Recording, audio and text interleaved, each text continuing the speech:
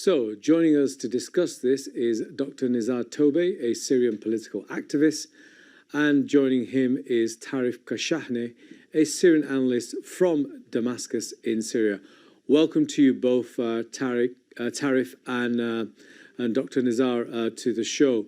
Let's start off with you, Dr. Nizar. You've been with me on many a discussion and a debate, certainly when the revolution was culminating towards the overthrow of Assad. A year on, the country seems to be relatively, certainly a lot more stable than it was perhaps even 6 months ago. Is that because Syria is now getting back on its feet?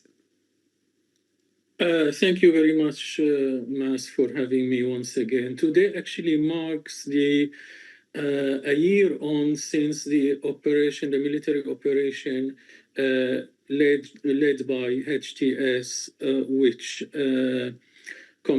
started on 27 November 2024, so exactly 1 year ago, which this operation has led to the liberation of Syria on the 8th of December 2024. So we are approaching 1 year from the liberation. The new government led by Ahmed al-Shara has actually achieved unbelievable and outstanding, amazing achievements. I can count until morning for you, but most important, most of the sanctions have been lifted, mostly by the US. There was in total 2,879 sanctions placed on Syria since it was started since 1979, as old as 1979, and most of these sanctions either lifted or suspended. So the only big struggle now is what is remaining is Caesar law.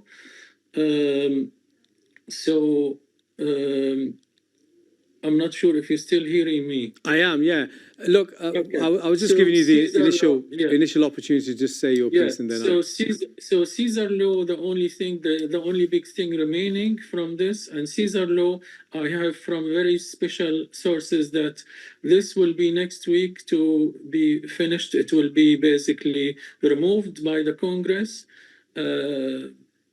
Possibly in the next, so next week it will be discussed and then hopefully finished and signed by the president in the next couple of weeks, until mid-December. So also one historic visit to is the first Syrian president in history that actually visited the White House. This has never happened before in the new histories in the last 100 years.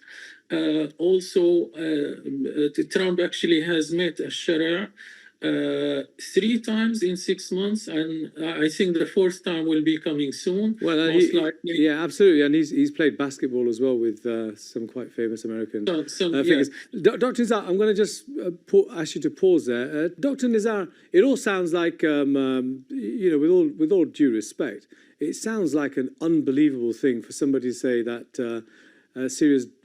This is unprecedented, the best ever it's ever been. Surely, Dr. Nizar, there must be something that the government's doing wrong.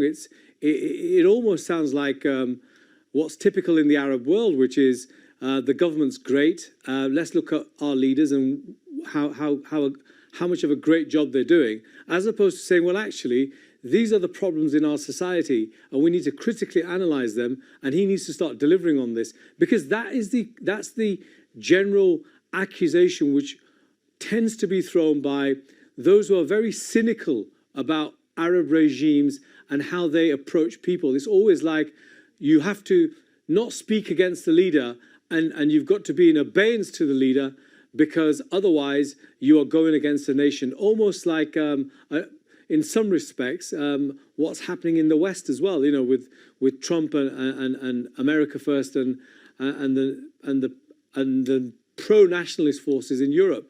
Dr. Nizar, it cannot be the case that this government is just doing and it's getting it right across the board everywhere. Please tell me. Of course, I totally agree with you, because this government is far from perfect, because we cannot actually we cannot be yesterday under Assad regime, which is fully corrupted, and then wake up suddenly with the new government and to become Switzerland with all the civilization, all the corruption-free government. This cannot be the case. It will take time. Dr. Nizar, with respect, I think that's probably not entirely correct, because you already have a civilization. You told me on many occasions that Syrians have centuries-old culture, civilization. You're linked to the Palestinian, Jordanian culture. You're all one people, effectively, and one culture. And that culture is, when we look at Palestine and we look at other places, it's a very sophisticated culture, much more sophisticated than I might ask the Gulf Arab states. You are you have minorities, you have people who do not follow the faith of Islam and follow other faiths. So my point is, Dr. Forgive me, because obviously I need to have some challenge to my guests, otherwise it'll sound like we're all agreeing with everything. My point is, a year later, whilst you feel more happy and secure in the fact that Assad and his criminals are no longer running a narco state, and obviously some sanctions are being lifted, what are the challenges, Dr. Nizar? Tell me what the challenges are and what you expect the government to do. That's what I probably want to hear more. So the challenges are a lot, actually. We still have a lot of economical situation to deal with. The reconstruction mostly. Your guest Tarif just mentioned about the internet. The internet also, there was an initial agreement about Silk Link, which will be a very big line from Lisbon to Damascus. Will be fiber optic internet, and this will be, it may be able to supply, in addition to Syria, the many parts of the Middle East, including Turkey, Jordan, Iraq, etc. So there are a lot of challenges. The situation is not in pink.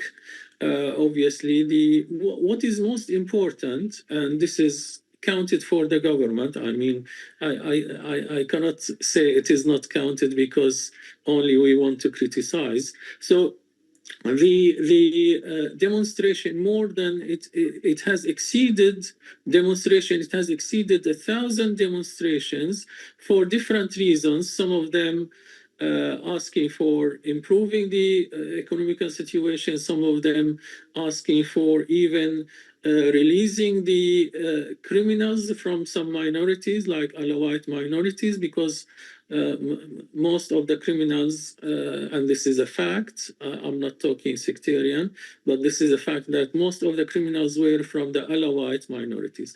So there was a lot of demonstration for different purposes, which exceeded 1,000 demonstrations, and nobody harmed them, or it's the opposite. Few days ago, the security forces were actually protecting the demonstrators, whatever their demands. Thank you, Dr. Nizar. I think we are moving towards improving. It will be slow but stable. Okay, well, thank you, Dr. Nizar. I mean, Dr. Nizar, very quickly, I asked you last time, are you going to Syria? You told me that you were. Have you been to Syria now? I have, and actually you interviewed me while I was in Syria. Oh, of course, I do remember. I remember. You joined me from Syria. How was your visit? How was your visit? It was wonderful, unbelievable. I couldn't believe that I could see my family again. I was extremely happy, and it's a lot of joy. Everyone is very much optimistic. I know they still having many things still needed, like, as you said, like food, like shelter, like clothes. But what is most important, they have their dignity now. This is the biggest gain. We have our dignity back. And nobody can take it away again. Well, on that point, Dr. Nizar, we are determined. On that point, Dr. Nizar, on a very more hopeful point, I will say we've come to the end of the show. It's nice to hear that Syrians are recovering themselves. Obviously, some hard questions for both my guests. It's our job to do that. We have to hold power to account. And whilst they weren't speaking for the government, challenge is always very good. My views are obviously my views, but we're here to do journalism. And I hope both of my guests will join us again soon. to speak more about Syria as we approach the first-year anniversary of the overthrow of the Assad regime. That was Analysis. I'm Maz Patel. Thank you for joining me.